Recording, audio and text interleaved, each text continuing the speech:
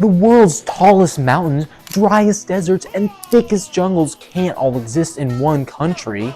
It sounds like you have never heard about Bolivia. Welcome to Bolivia, the highest, most complex, most confusing kind of socialist country in South America. And where a coup by the former president could happen in 2024. Well, I hope it has some good neighbors that will help it out if some trouble starts. Bolivia kind of went to war with them all a long time ago. Yeah, Bolivia used to look like this, but now it's smaller and completely landlocked. But then Spain came in, took over, and used Bolivia to mine metals like silver. Even after Spanish rule, Bolivia is still the only nation in South America with a majority native population. And the Bolivian Spanish mines that the Spanish started were deep inside the mountains of the Andes and Atacama Desert in the western part of the country. Major population centers began to spring up in this part of the country. Over time, the people living in the harsh west of the country became culturally disconnected from the Bolivians living in the flat and tropical eastern parts. And this is where some of Bolivia's troubles start. Bolivia lacks a strong national identity, and from the outside looking in, it seems kind of fragmented.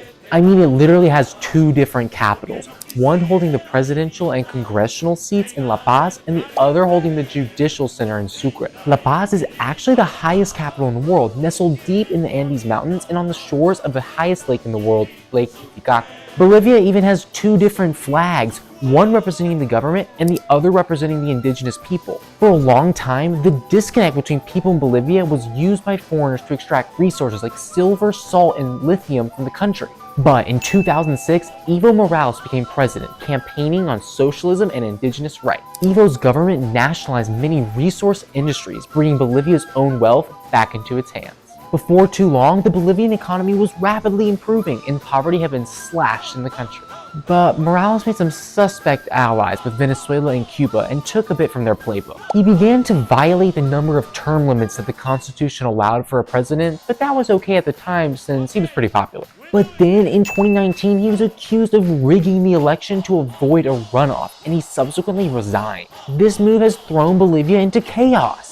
The country's once strong economy is on the downturn and instability rages throughout the country. Recently, Evo Morales has led marches around the country to try and get him reinstated as president. It sounds like the politics of Bolivia are kind of messy. But don't worry, everything isn't doom and gloom in Bolivia. Because of its large native population, Bolivia is known for its indigenous culture. Bolivian people are proud of their heritage and often adorn traditional clothing and speak indigenous languages like Quechua. In fact, Bolivia actually has 3 other official languages alongside the commonly spoken Spanish. Hearing different languages depends on where you are in the country. And if you want to travel to Bolivia, there's so many things to do. You could take a visit to the world's driest desert, the Atacama, a place where no living creature can be found for miles, and home to the Uyuni salt flats. Or you can explore the Andes Mountains, home to the world's deadliest road. Make sure to bring some oxygen as well. Or you can always adventure into the low and flat champas and rainforests in the eastern part of the country. Sounds like Bolivia is a pretty cool country, and if you think so as well, make sure to hit that like button